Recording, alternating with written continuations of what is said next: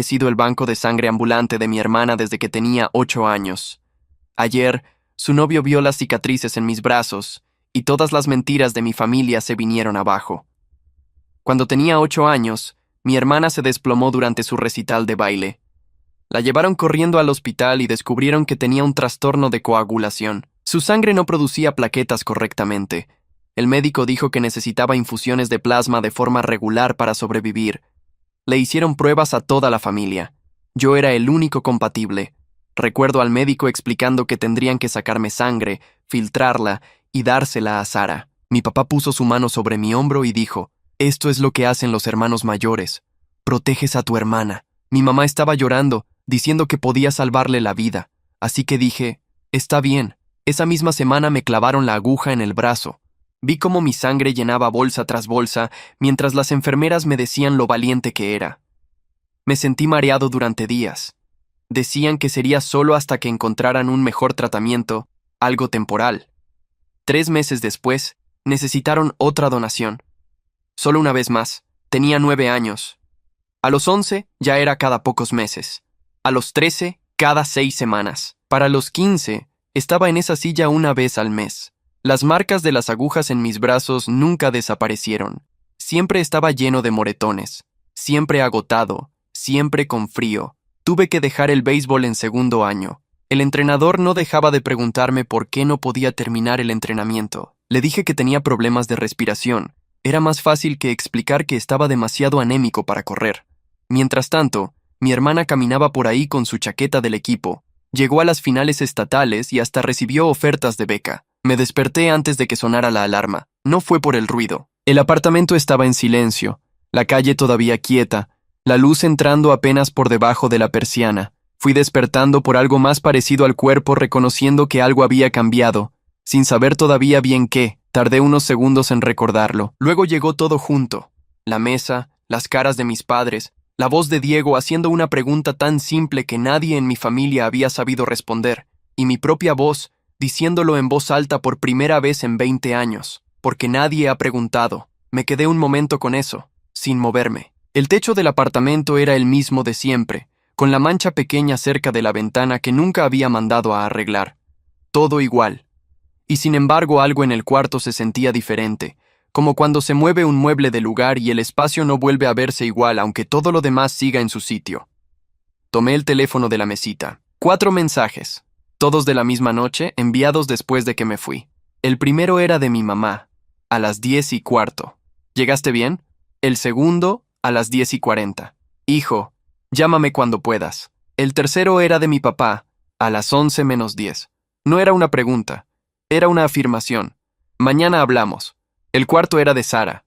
Lo había enviado pasada la medianoche, cuando yo ya estaba dormido. Decía: no sabía lo del seguimiento. En serio. Los leí 2 veces. Luego puse el teléfono boca abajo sobre la cama y fui al baño. Me lavé la cara con agua fría.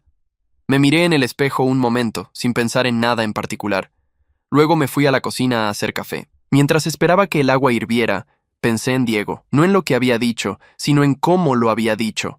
Sin alarma, sin el tono cuidadoso que usa la gente cuando toca algo delicado y no quiere ofender. Diego había preguntado como quien hace una pregunta técnica, directa, porque necesita la información para entender el cuadro completo. ¿Cuándo fue la última vez que un médico hizo un análisis pensando en cómo estás tú, no en lo que puedes dar? Yo había respondido que nunca. Y decirlo en voz alta, delante de mis padres, había sido como nombrar algo que llevaba años flotando en el cuarto sin que nadie lo tocara. El café estuvo listo. Me serví una taza y me senté en la silla junto a la ventana, la que daba a la calle. Afuera ya había movimiento. Un señor sacaba a su perro. Un camión de repartos frenaba en doble fila. El día empezaba igual que siempre para todo el mundo. El teléfono vibró. Era un número que no tenía guardado. El mensaje decía: soy Diego. Sara me dio tu número. Espero que no te moleste. Hablé con un colega esta mañana. Puede verte el miércoles a las 5 si te funciona. No tienes que decidir ahora. Lo leí 3 veces. Lo que me llamó la atención no fue el gesto. Fue el detalle de que no esperaba respuesta inmediata. No tienes que decidir ahora. Era la misma manera en que hablaba en persona, sin presión, sin urgencia fabricada, sin esperar que yo reaccionara de una manera específica. Guardé el número. No respondí todavía. Me terminé el café pensando en el miércoles, en lo que significaba ir a una cita médica donde alguien iba a revisar mis niveles sin que al otro lado de eso hubiera una bolsa de plasma con el nombre de Sara. Solo yo. Solo mis resultados. Solo lo que 20 años de donaciones mensuales habían dejado en mi sistema. No sabía si quería saber eso, y al mismo tiempo sabía que no saberlo ya no era una opción neutral.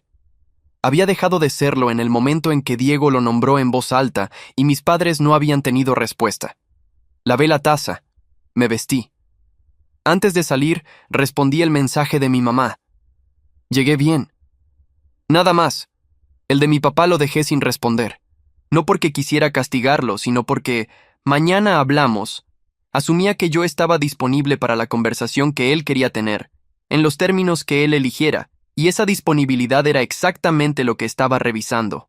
El de Sara lo dejé para después. Salí al trabajo con el teléfono en el bolsillo y la manga en la muñeca, como siempre. El autobús llegó puntual. Me senté junto a la ventana y miré la ciudad pasar. En algún momento del trayecto tomé el teléfono y le respondí a Diego. El miércoles me funciona. Lo mandé antes de pensarlo demasiado. Luego guardé el teléfono y seguí mirando por la ventana. Era una cita médica.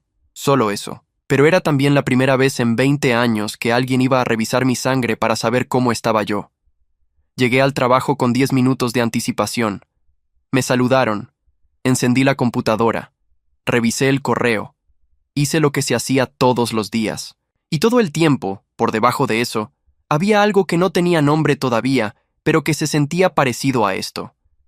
Que el día anterior había sido el último día de un periodo largo, y que lo que venía después iba a ser distinto, aunque todavía no supiera en qué. No era alivio, no era miedo. Era algo más parecido a la quietud que hay justo antes de que algo empiece. A las 12:30 me escribió mi papá. ¿Comemos hoy? Respondí. Hoy no puedo. Era verdad. Y también era la primera vez en mucho tiempo que lo decía sin buscar una excusa que lo hiciera sonar menos como una negativa. A la 1 me llamó mi mamá. No contesté. Le mandé un mensaje. Estoy en el trabajo. Hablamos esta semana. Ella respondió con un, está bien, hijo. Que no era está bien, pero era lo que había. A las 3:30 llegó un mensaje de Sara. No era una explicación ni una disculpa elaborada. Era una pregunta. ¿Puedo llamarte esta noche? Me quedé mirando esa pregunta más tiempo del necesario. Sara no pedía permiso para llamar normalmente. Llamaba y ya. Que esta vez preguntara primero era algo nuevo. No sé si lo hizo porque se lo sugirió a alguien o porque algo en la noche anterior le había enseñado que no podía asumir mi disponibilidad como antes. Le respondí. Sí, después de las 8. Ella puso un gracias. Volví al trabajo. Terminé lo que tenía que terminar. A las 6 recogí mis cosas y salí. En el camino a casa paré en la farmacia a comprar algo que necesitaba. Mientras esperaba en la fila, sin pensarlo, me subí la manga izquierda para revisar la hora en el reloj. El brazo quedó expuesto un momento. Las marcas ahí, como siempre. Líneas paralelas blancas que ya no molestaban ni llamaban la atención de nadie en particular. La señora que estaba delante de mí en la fila no miró. El chico en la caja tampoco. Bajé la manga. Pagué. Salí. Esa noche, a las 8:10, sonó el teléfono. Era Sara. Contesté. Y por primera vez en mucho tiempo, no supe de antemano lo que iba a decir. Hubo una pausa larga antes de que ella hablara. Escuché su respiración, el fondo de su cuarto, algo que sonaba como que estaba sentada en el piso. Quería preguntarte algo, dijo al fin. Dime, ¿cuántas veces quisiste decirle que no al hospital y no lo dijiste? No esperaba esa pregunta. Me quedé en silencio un momento. Muchas, dije. Sara no respondió de inmediato. Cuando lo hizo, su voz era distinta a la que usaba normalmente. Más despacio. Sin el control de siempre. ¿Por qué no lo dijiste? Era una pregunta honesta. No era una defensa ni una acusación. Era alguien preguntando de verdad. Quizás por primera vez. Porque la primera vez tenía 8 años y papá me dijo que eso era lo que hacen los hermanos mayores, dije. Y después de eso ya estaba dentro de algo que no sabía cómo parar sin que pareciera que te estaba abandonando. Sara no dijo nada por un momento. No te estás yendo a ir más, dijo. No era una pregunta. No lo sé todavía, dije. Pero lo que sé es que esa decisión la voy a tomar yo, por primera vez. Otro silencio. Está bien, dijo Sara, y en su voz no había rabia ni súplica. Solo algo que sonaba a una persona procesando algo que le costaba pero que no podía devolver. Cortamos la llamada poco después. Sin promesas, sin planes. sin el tipo de conversación que cierra todo prolijamente. Me quedé sentado un rato con el teléfono en la mano y la sala en silencio. El miércoles tenía una cita médica. Alguien iba a revisar mi sangre para saber cómo estaba yo. Era el primer paso, y por ahora era suficiente. El consultorio de Ramírez era pequeño y ordenado. Una planta en la esquina, diplomas en la pared, una silla para el paciente frente al escritorio. Nada que no fuera necesario. Diego me había dado el nombre por mensaje el lunes. Héctor Ramírez, hematólogo, consultorio en el cuarto piso de una clínica a 20 minutos de mi trabajo. Había añadido, es directo, no te va a endulzar nada. Llegué 5 minutos antes de las 5. La recepcionista me pidió el nombre, buscó en la pantalla, me dio un formulario, preguntas estándar, alergias, medicamentos actuales, antecedentes familiares. En el campo de motivo de consulta escribí, donaciones frecuentes de sangre, sin seguimiento médico propio, 20 años. La recepcionista recogió el formulario sin leerlo. Me dijo que el doctor me atendería en unos minutos. Esperé 12 minutos. En la sala había otra persona, una mujer de unos 50 años que leía algo en el teléfono. No hablamos. Entré cuando me llamaron. Ramírez era un hombre de unos 60 años, con lentes y el pelo gris corto. Leyó el formulario antes de mirarme. Cuando terminó, lo dejó sobre el escritorio y me miró directamente. ¿Cuántos años lleva haciendo esto? 20, desde los 8. ¿Con qué frecuencia en los últimos 5 años? Una vez al mes. Asintió, tomó nota. ¿Síntomas actuales? Cansancio. Frío frecuente. A veces mareo después de las donaciones, pero pasa en 1 o 2 días. ¿Ha tenido pérdidas de conocimiento? No. ¿Dificultad para concentrarse? ¿Palpitaciones? El cansancio a veces afecta la concentración. Palpitaciones no, que yo recuerde. Escribió algo más. Luego puso el bolígrafo sobre el escritorio. Voy a ser directo, porque Diego me dijo que lo prefería así. Sí. Lo que usted describe es una extracción sostenida de sangre durante 2 décadas, con frecuencia mensual en los últimos años, sin ningún control hematológico propio. Eso tiene consecuencias. No sé todavía cuáles son las suyas específicamente porque no tengo sus análisis. Pero voy a pedirle una batería completa hoy, y cuando tenga los resultados le digo exactamente dónde está. ¿Qué podría haber? Anemia crónica, lo más probable. Niveles bajos de hierro y ferritina. Posiblemente afectación de la densidad ósea si la extracción fue muy frecuente en etapas de crecimiento. Puede haber otras cosas. No le voy a decir que todo está bien antes de verlo. No era lo que quería escuchar. Tampoco era lo que no quería. Era simplemente información, dicha sin rodeos, y sentí algo raro al recibirla así, sin que nadie intentara suavizarla ni administrarla. ¿Cuándo tendría resultados? 48 horas para la mayoría. Algunos valores tardan hasta 5 días. Le llamo yo directamente cuando estén todos. Me hizo pasar a otra sala para la extracción. Una enfermera me preparó el brazo. Lo mismo de siempre, la liga, el algodón, la aguja. La diferencia era que esta vez las bolsas eran pequeñas, tubos de muestra, y al otro lado de eso no había nadie esperando recibirlas. Eran para mí. Tardó menos de 10 minutos. Salí del consultorio a las 6 menos cuarto. En la calle hacía fresco, y todavía había luz. Le mandé un mensaje a Diego. Ya salí. Resultados en esta semana. Él respondió rápido. ¿Cómo estuvo? Directo, como dijiste. ¿Está bien? Pensé en cómo responder eso. Directo tampoco era del todo incómodo, era solo nuevo. Sí, está bien. Caminé hasta la parada del autobús. Mientras esperaba, el teléfono volvió a vibrar. Esta vez era mi papá. No era un mensaje. Era una llamada. La dejé sonar. Cuando cortó, me mandó un texto. Necesito que hablemos. Es importante. Le respondí. Esta semana. Avísame cuándo. No dijo cuándo. No respondió más. Esa noche llegué a casa. Calenté algo que había en el refrigerador y comí solo en la cocina. Puse algo en la televisión sin prestarle atención. A las 10 apagué todo y me fui a dormir. El miércoles había tenido una cita médica. Alguien había revisado mi sangre. Ahora había que esperar los resultados, y mientras tanto, la semana siguió. El jueves en el trabajo todo fue normal. El viernes también. El sábado me llamó mi mamá y esta vez sí contesté. ¿Cómo estás?, preguntó. Bien. Tu papá quiere hablar contigo. Ya sé, ya le dije que esta semana. ¿Cuándo? Cuando yo pueda. Le voy a avisar. Hubo una pausa.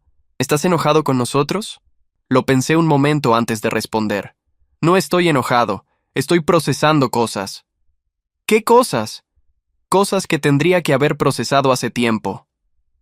Mi mamá no dijo nada por un momento. Diego habló con Sara anoche, dijo finalmente.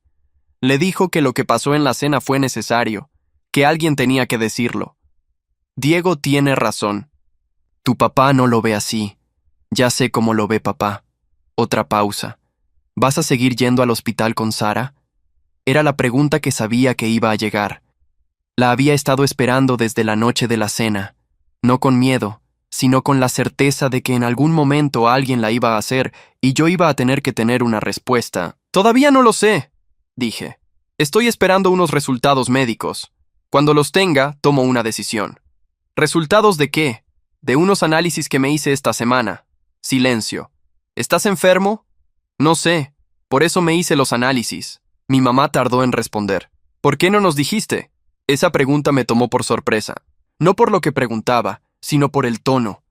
Había algo en ella que sonaba genuinamente desconcertado, como si no entendiera por qué yo no había consultado con ellos antes de hacerme unos análisis de sangre propios. Porque es mi salud, dije. Y nunca antes fue tema de conversación. Cortamos poco después, sin pelea, sin nada resuelto. El lunes a las 10 de la mañana me llamó Ramírez. Tiene los resultados. ¿Puede venir hoy a las 5? Sí, dije. Nos vemos entonces. Colgué. Guardé el teléfono. Volví al trabajo. Las 5 de la tarde tardaron en llegar, pero llegaron. Ramírez tenía los resultados impresos sobre el escritorio cuando entré. Una hoja larga con columnas de valores, rangos normales en gris, mis números en negro. No me los dio de entrada. Los miró él primero, como organizando lo que iba a decir. Me senté. Esperé. Voy a ir por partes, dijo. Está bien. Hemoglobina, 10, 8. El rango normal en un hombre adulto es entre 13, 5 y 17, 5. La suya lleva tiempo baja. No es una caída reciente. El cuerpo se adapta a niveles bajos de manera gradual, por eso usted no lo percibe como una crisis. Pero es anemia. Crónica. Anotó algo. Ferritina. 6. El mínimo aceptable es 30. Usted tiene reservas de hierro casi en cero. Eso explica el cansancio constante, el frío, la dificultad para recuperarse después de las donaciones. Siguió con la hoja. Vitamina B12 baja, dentro del límite inferior pero insuficiente para una función óptima. Eso afecta concentración y energía. Levantó la vista. Lo que sigue es lo que más me preocupa. Esperé. Densidad ósea. Los resultados muestran una reducción moderada, lo que en un hombre de su edad no es normal. Las extracciones frecuentes durante los años de crecimiento, entre los 8 y los 17, comprometen la mineralización ósea. No es irreversible, pero requiere atención ahora. Si no se trata, avanza. El cuarto estaba en silencio. Afuera, en el pasillo, alguien caminaba. ¿Qué significa en términos prácticos?, pregunté. Significa que tiene más riesgo de fractura que alguien de su edad sin este historial. Significa que va a necesitar suplementación de hierro, calcio y vitamina D de manera sostenida. Significa que no puede seguir donando sangre en las condiciones actuales. Esa última parte la dijo sin pausa, como si fuera un dato más en la lista. Y técnicamente lo era. No puede o no debe. Ambas. Pero para ser preciso, no debe. Su cuerpo no tiene reservas suficientes para seguir sosteniendo extracciones mensuales. Cada donación que hace en este estado lo deja más comprometido que el anterior. Miré la hoja sobre el escritorio, los números en negro, los rangos en gris, 20 años resumidos en una columna de valores. ¿Hay tratamiento? Sí, hierro intravenoso para empezar, porque con los niveles que tiene el oral tarda demasiado. Suplementos, dieta y control mensual durante al menos 6 meses para ver cómo responde. No es complicado, pero requiere constancia. ¿Cuánto tiempo para recuperar niveles normales? Depende de qué tan bien responde. Mínimo 3 meses para la hemoglobina. La densidad ósea es más lenta. 1 año, tal vez más. Asintió con la cabeza hacia la hoja. ¿Quiere llevarse una copia? Sí, me la dio. La doblé y la guardé en el bolsillo interior del saco. Una pregunta, dije. Diga. Si yo hubiera tenido control médico propio desde el principio, ¿Esto habría llegado a este punto? Ramírez me miró un momento antes de responder. No, con seguimiento regular se habría intervenido antes. Se habrían ajustado las frecuencias de donación o suspendido en periodos críticos. Lo que usted tiene ahora es el resultado de 2 décadas de extracción sin compensación. No dijo nada más. No era necesario. Me levanté, le agradecí y salí. En la calle llamé a Diego. Contestó al segundo tono. ¿Cómo te fue? Anemia crónica, ferritina en 6, densidad ósea comprometida. Hice una pausa. Y no puedo seguir donando. Diego no respondió de inmediato. Cuando lo hizo, su voz era tranquila. ¿Ramírez te explicó el tratamiento? Sí. Hierro intravenoso, suplementos, control mensual. Es el protocolo correcto. ¿Vas a seguirlo? Sí. Bien. Una pausa. ¿Cómo estás? Era una pregunta distinta a las anteriores. No sobre los resultados ni el tratamiento, sobre cómo estaba yo. Todavía procesando, dije. Es normal. Llévate el tiempo que necesites. Cortamos. Seguí caminando hacia la parada. Esa noche no llamé a nadie de mi familia. Llegué a casa, comí, me senté en la silla junto a la ventana, saqué la hoja del bolsillo y la puse sobre la mesa. La miré un rato sin releerla. Ya sabía lo que decía. Lo que no sabía todavía era cuándo se lo iba a decir a mis padres. ¿Y cómo? Porque había una diferencia entre decirles que había decidido dejar de donar y mostrarles un papel que explicaba por qué el cuerpo ya no lo podía sostener. Una era una decisión que podían discutir. La otra era un hecho que no tenía dónde ir. El martes por la mañana le mandé un mensaje a mi papá. Esta semana puedo el jueves. Dime a qué hora. Respondió en menos de 5 minutos. A las 7 en casa. Ahí estaré. Guardé el teléfono y seguí con el día. El jueves tenía que ir a la casa de mis padres con la hoja doblada en el bolsillo. Todavía no sabía si iba a sacarla o no, pero sí sabía que esta vez no iba a entrar a esa casa dispuesto a salir sin haber dicho lo que tenía que decir. Eso era nuevo, y por ahora era suficiente. El miércoles Sara me escribió por primera vez desde la llamada del lunes de la semana anterior. ¿Puedes hablar hoy? Le respondí. Mañana voy a casa de papá y mamá. Si quieres estar, está bien. Tardó unos minutos en responder. ¿Va a ser una conversación difícil? Sí. ¿Quieres que esté? Lo pensé. Sara podía estar ahí como aliada o como alguien que necesitaba protección. No sabía todavía cuál de las dos iba a ser, pero si iba a decir lo que tenía que decir, prefería decirlo una sola vez, con todos presentes. Sí, quiero que estés. No respondió con palabras. Solo escribió, ahí estaré. Era poco. Pero era algo que no había pasado antes. Sara preguntando si yo quería que estuviera, en lugar de simplemente aparecer o simplemente no aparecer según le convenía. El jueves llegó rápido. Me levanté, me vestí, desayuné. Antes de salir al trabajo, revisé que la hoja de resultados estuviera en el bolsillo interior del saco. Estaba. Durante el día no pensé demasiado en la noche. Había aprendido con los años que pensar anticipadamente en las conversaciones difíciles no las hacía más fáciles. Solo hacía que llegaran 2 veces. Una en la cabeza y otra en la realidad. A las 6:30 salí del trabajo. A las 7:05 estaba frente a la puerta de la casa de mis padres. Toqué el timbre. Desde adentro escuché pasos. Luego la voz de mi mamá diciendo algo que no entendí. La puerta se abrió. Mi papá estaba del otro lado. Me miró un momento. Luego se hizo a un lado para dejarme pasar. «Pasa», dijo. Entré. Sara ya estaba ahí. Estaba sentada en el sofá con las manos juntas sobre las rodillas, sin el teléfono, sin nada en qué ocuparse. Me miró cuando entré. No dijo nada.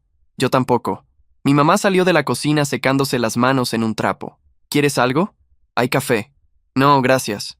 Me senté en el sillón frente al sofá. Mi papá ocupó el otro extremo del sofá, lejos de Sara. Mi mamá se quedó de pie un momento. Luego se sentó en la silla junto a la ventana. Los 4 en el mismo cuarto, igual que la semana anterior, pero sin Diego y sin la excusa de una cena. Mi papá habló primero. «Queremos entender qué está pasando». «¿Qué parte?», pregunté. «Todo. La cena, lo que dijiste. Los análisis que mencionó tu mamá. No sabemos nada y somos tu familia». Era una frase construida para sonar razonable. Somos tu familia. Como si eso fuera la respuesta a por qué no les había contado. Los análisis los hice porque Diego me conectó con un hematólogo, dije. Nunca había tenido seguimiento médico propio. Quería saber cómo estaba. ¿Y cómo estás?, preguntó mi mamá. Saqué la hoja del bolsillo, la desdoblé y la puse sobre la mesa de centro. No la empujé hacia ellos. Solo la dejé ahí. Mi papá la miró sin tocarla. Mi mamá se inclinó levemente hacia adelante. Anemia crónica, dije. Ferritina en 6 cuando el mínimo es 30. Densidad ósea reducida. El médico dice que es resultado de 20 años de donaciones frecuentes sin compensación ni control. Silencio. El médico también dice que no puedo seguir donando. No por ahora. Mi cuerpo no tiene reservas para sostenerlo. Mi mamá miró la hoja. Mi papá seguía sin tocarla. Sara fue la primera en hablar. ¿Por cuánto tiempo? No lo sé todavía. Depende de cómo responda al tratamiento. Mínimo varios meses. Mi papá se recostó en el sofá. Cruzó los brazos. Cuando habló, su voz era cuidadosa, del tipo que usa cuando está eligiendo cada palabra. Entiendo que los resultados son preocupantes. Pero Sara necesita las donaciones para vivir. Lo sé. Entonces hay que encontrar una solución. Buscar otro donante compatible, hablar con el médico de Sara sobre alternativas. Eso es correcto, dije. Y es exactamente lo que debería haber pasado hace años. Buscar alternativas, no asumir que yo podía sostener esto indefinidamente. Mi papá no respondió de inmediato. Nadie asumió nada, dijo finalmente. Tú nunca dijiste que querías parar. Era la misma frase que había dicho mi mamá días antes. La misma lógica, que mi silencio era consentimiento, que no haber dicho que no equivalía a haber dicho que sí. Tenía 8 años cuando empezó, dije. Y después de eso, cada vez que fui al hospital fue porque la familia lo necesitaba. Nunca porque alguien se sentara conmigo a preguntarme cómo estaba yo o si podía seguir. Eso no es consentimiento. Es que nunca hubo espacio para decir otra cosa. Mi papá abrió la boca. La cerró. Mi mamá tenía los ojos húmedos. No lloraba, pero estaba cerca. No queríamos hacerte daño, dijo. Lo sé. Queríamos salvarle la vida a Sara. También lo sé. Pero salvarle la vida a Sara y cuidarme a mí no eran cosas que no pudieran existir al mismo tiempo. Nunca nadie intentó que existieran al mismo tiempo. Sara no había vuelto a hablar. La miré. Tenía la vista fija en la hoja de resultados sobre la mesa. Sara, dije. Me miró. No te estoy culpando de estar enferma. Nunca te culpé de eso. Ella asintió, despacio. Pero sí te digo que durante 20 años fui al hospital cada mes y nunca me preguntaste cómo salía. Y eso sí dependía de ti. Sara no se defendió. No buscó una explicación. Solo asintió de nuevo, con los labios apretados, mirándome de una manera que no le había visto antes. Mi papá habló. ¿Qué quieres que hagamos? Era la primera vez que me hacía esa pregunta. No qué íbamos a hacer con la situación de Sara, no cómo íbamos a resolver el problema. ¿Qué quería yo? Quiero que busquen alternativas reales para Sara. Hay bancos de sangre, hay registros de donantes compatibles, hay tratamientos que no existían cuando Sara fue diagnosticada. Diego puede orientarlos si necesitan un punto de partida. ¿Y tú?, preguntó mi mamá. Yo voy a seguir el tratamiento que me indicó Ramírez. Y cuando él diga que mis niveles están en condiciones, voy a decidir si retomo las donaciones o no. Esa decisión la tomo yo. Mi papá asintió, lento. No era acuerdo entusiasta. Era el asentimiento de alguien que entiende que no tiene más argumentos. Mi mamá se limpió los ojos. ¿Nos vas a dejar de ver?, preguntó. No, pero las cosas van a ser distintas. No voy a estar disponible de la misma manera que antes. ¿Qué significa eso? Significa que si me llaman porque Sara necesita algo, no voy a ser la primera respuesta automática. Significa que cuando me pregunten cómo estoy, espero que sea una pregunta real, no un paso previo a pedirme algo. El cuarto quedó en silencio. Recogí la hoja de la mesa, la doblé y la guardé de nuevo en el bolsillo. Me levanté. Los quiero, dije, pero me cuido yo primero. Eso no lo voy a negociar. Nadie respondió. No hacía falta. Tomé mi saco del perchero y salí. En la calle el aire estaba frío. Caminé hasta el auto, entré, y me quedé un momento con las manos sobre el volante sin encender el motor. Había dicho lo que tenía que decir, sin rabia, sin reproches acumulados, sin la necesidad de que nadie lo reconociera en ese momento. Lo había dicho. Eso era suficiente. Encendí el motor y me fui. Y el primer tratamiento de hierro intravenoso fue un martes por la mañana.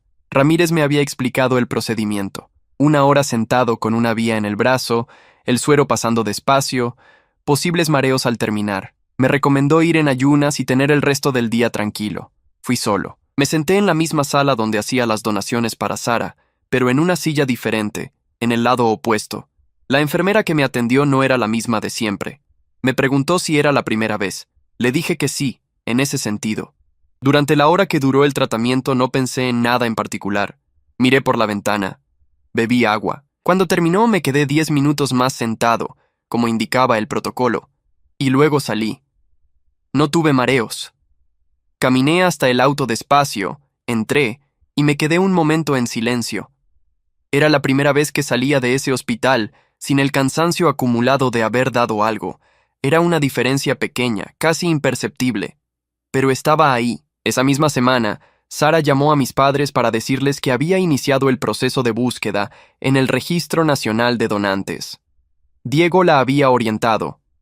Había al menos 3 perfiles compatibles en la base de datos que requerían confirmación adicional. No era una solución inmediata, pero era un camino real que nunca habían buscado porque nunca habían necesitado buscarlo.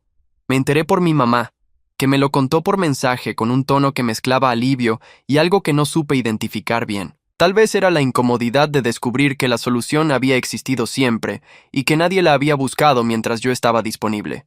Le respondí, bien, espero que encuentren un donante pronto. Nada más. Las semanas siguientes tuvieron un ritmo distinto al que estaba acostumbrado, sin la cita mensual al hospital, sin los días de recuperación después, sin el cansancio de fondo que había normalizado tanto que ya no lo reconocía como cansancio, sino simplemente como mi estado habitual. Con el tratamiento empezando a hacer efecto, noté cosas pequeñas. Llegaba al final del día sin el peso en los hombros que creía que era solo estrés. Podía concentrarme más tiempo sin que la cabeza se fuera. Un sábado salí a caminar sin propósito, y llegué a 40 minutos antes de querer volver, algo que no habría podido sostener semanas antes. Ramírez me revisó a las 3 semanas. La hemoglobina había subido a 11,4, todavía baja pero en movimiento. Va bien, dijo. Siga con el protocolo. Diego me escribía cada tanto. No para preguntar sobre la familia ni sobre Sara, para preguntar cómo iban los niveles, si había tenido efectos secundarios, si estaba durmiendo mejor. Eran mensajes cortos, directos, del mismo tipo que los primeros. Los respondía con la misma brevedad. Un día me preguntó si quería tomar un café, sin contexto adicional, sin agenda implícita. Quedamos un miércoles al mediodía cerca de su clínica. Pedimos café. Hablamos de cosas que no tenían nada que ver con Sara ni con mi familia. Su trabajo, un caso complicado que había tenido esa semana, algo que había leído. Fue una conversación normal entre 2 personas que todavía se estaban conociendo. Antes de irnos me preguntó algo que no esperaba. ¿Cómo era tu vida antes de todo esto? Antes de que empezaran las donaciones. Lo pensé. Jugaba béisbol, dije. Era bueno. El entrenador decía que tenía posibilidades reales. ¿Lo dejaste por las donaciones? En 2º año. Ya no podía terminar los entrenamientos. Dije que tenía problemas de respiración porque era más fácil que explicar lo otro. Diego asintió. ¿Extrañas el béisbol? A veces, pero ya pasó mucho tiempo. ¿Haces algo físico ahora? Camino. Desde hace unas semanas más que antes. Cuando tus niveles estén estables podrías retomar algo. No béisbol necesariamente, pero algo. El ejercicio va a ayudar con la densidad ósea también. No era un consejo médico formal, era una conversación, y sentí la diferencia. Esa tarde, de vuelta en el trabajo, recibí un mensaje de Sara. Encontraron un donante compatible. Confirmación la próxima semana. Lo leí 2 veces. Le respondí. Me alegra. Era verdad. No había en eso ironía ni distancia calculada. Me alegraba que Sara tuviera una solución que no dependiera de mí. Me alegraba por ella y me alegraba por mí. Y las 2 cosas podían existir al mismo tiempo sin que una cancelara la otra. Esa noche llamé a mis padres. No porque alguien me lo hubiera pedido, porque quise, contestó mi mamá. ¿Cómo estás?, preguntó. Bien, los niveles están mejorando. Me alegra. Una pausa. ¿Vas a venir el domingo? Los domingos eran la comida familiar. Había dejado de ir desde la noche de la cena, sin decirlo explícitamente, simplemente sin aparecer. Sí, dije. Voy. Mi mamá no dijo nada por un momento. Te tengo tu plato favorito. No tienes que hacer eso. Lo sé, pero quiero. Cortamos. Me quedé con el teléfono en la mano pensando en el domingo, no con ansiedad ni con expectativa particular, solo reconociendo que ir era distinto ahora, que podía estar ahí sin que eso significara que había vuelto a ser lo que era antes. El domingo era el domingo, nada más, y eso, por primera vez, era suficiente para querer ir. El domingo llegué a las 12:30. Mi mamá abrió la puerta antes de que tocara el timbre. Me miró un momento, luego se hizo a un lado. En la cocina había olor a comida. En la mesa ya estaban los platos puestos. Mi papá estaba en la sala. Se levantó cuando entré. No hubo abrazo. Nos dimos la mano, que era lo que hacíamos siempre, y me señaló la silla donde me sentaba desde niño. Sara llegó 20 minutos después, sola. Entró con el saco todavía puesto, saludó a mis padres, se sentó frente a mí. Me miró. ¿Cómo van los niveles? Subiendo. Ramírez dice que en 2 meses más deberían estar en rango normal. Asintió. No dijo nada más sobre eso. Comimos. Mi mamá había hecho el estofado que yo pedía de niño, con las papas cortadas de la manera específica que le había enseñado su madre. No mencioné que lo recordaba. No hacía falta. La conversación durante la comida fue sobre cosas concretas.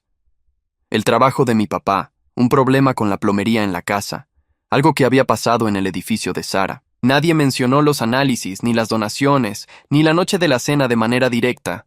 Era la primera comida familiar en semanas que no giraba alrededor de un problema que yo tenía que resolver. Al terminar, mientras mi mamá recogía los platos, mi papá me pidió que me quedara un momento. Sara entró a ayudar en la cocina. Quedamos los dos solos en la sala. Mi papá no fue inmediatamente al punto. Tomó su café, lo miró, lo dejó en la mesa. «Quiero pedirte disculpas», dijo. Lo miré. «No lo hicimos bien. Tu mamá y yo. Vimos lo que necesitaba Sara y no vimos lo que te costaba a ti. No porque no nos importaras, sino porque era más fácil no verlo. No era una disculpa elaborada. Era corta, directa, sin excusas añadidas al final. Era la primera vez que mi papá decía algo así sin agregar un pero detrás. «Lo sé», dije. «¿Es suficiente?» Lo pensé un momento. «Es un inicio». Mi papá asintió. Tomó el café. No buscó más palabras y yo tampoco. Era suficiente con lo que había dicho. Sara salió de la cocina cuando mi mamá ya estaba lavando los platos. Se sentó en el sofá, cruzó las piernas, me miró. «El donante confirmó la semana que viene», dijo. «Primera donación en 2 semanas». «Bien». Diego me explicó cómo funciona el proceso. «Es más complicado que contigo porque no es familiar directo. Hay más protocolos, pero funciona. ¿Cómo te sientes con eso?» Sara tardó un momento. «Raro. Toda la vida fui al hospital y tú estabas ahí. Era algo que daba por sentado sin pensar que lo daba por sentado». Hizo una pausa. «No te lo dije antes porque no sabía cómo decirlo sin que sonara a excusa. No es una excusa, es lo que pasó». «Sí, pero igual está mal. No le dije que no importaba porque sí importaba. No le dije que todo estaba bien porque no todo estaba bien todavía. Solo asentí y ella lo entendió». Salí de la casa de mis padres a las 3 de la tarde. El sol todavía estaba alto. Caminé hasta el auto despacio, sin apuro. Antes de encender el motor le mandé un mensaje a Diego. «El domingo estuvo bien». Respondió rápido. «Me alegra. ¿Cómo estás tú?» «Bien. Distinto, pero bien». Distinto es bueno. Guardé el teléfono y encendí el motor. En los meses que siguieron las cosas cambiaron de manera gradual, sin momentos grandes ni resoluciones definitivas. Así es como cambian las cosas reales. Mis niveles llegaron a rango normal en el 3er mes de tratamiento. Ramírez me dio el alta del protocolo intensivo y me dejó con suplementos y control cada 3 meses. En la última visita me dijo, «Siga así, y en un año no va a notar diferencia con alguien que nunca tuvo este historial». No era una garantía, era una posibilidad, y eso era suficiente. Sara tuvo su primer donación del nuevo donante en marzo. Me lo contó por mensaje, sin drama. Le respondí que me alegraba. Era verdad. Con mis padres las cosas siguieron su propio ritmo. Los domingos volví a ir con regularidad. No todos, pero sí la mayoría. Mi mamá aprendió a preguntarme cómo estaba sin que fuera un preámbulo para otra cosa. Mi papá aprendió a escuchar la respuesta. No era perfecto, pero era real, y era distinto a lo que había sido. Con Diego la amistad creció despacio, del tipo que crece cuando no hay prisa. Tomábamos café cada 2 o 3 semanas. Hablábamos de trabajo, de cosas que leíamos, de nada en particular, Era la primera amistad en mucho tiempo que no tenía ninguna historia familiar debajo. Un día, en uno de esos cafés, me preguntó si había vuelto a hacer algo físico. Le dije que había empezado a ir al gimnasio 2 veces por semana. ¿Béisbol?, preguntó. No, pero fui a ver un partido el fin de semana pasado, el primero en años. ¿Cómo estuvo? Bien, dije. Estuvo bien. No era nostalgia. Era solo un partido. Un domingo por la tarde. Yo sentado en las gradas con un café en la mano mirando algo que de niño había amado y que la vida había interrumpido antes de tiempo. No era recuperar el pasado, era reconocer que el presente tenía espacio para cosas que antes no cabían. Las marcas en mis brazos seguían ahí. Eso no iba a cambiar, pero había dejado de cubrírmelas con la misma automatismo de antes. No porque quisiera que las vieran, sino porque había dejado de importarme con la misma urgencia de siempre. Eran parte de lo que había pasado, no de lo que venía. Un martes ordinario, saliendo del trabajo, me subí al autobús y me senté junto a la ventana. El trayecto de siempre, las mismas calles, la misma gente. En un momento dado me di cuenta de que no estaba cansado. No de manera extraordinaria, no como un logro, solo que el cansancio que había sido el fondo constante de mi vida durante años no estaba ahí esa tarde. El cuerpo estaba bien, la cabeza estaba tranquila. Era un martes, nada especial, pero era mío.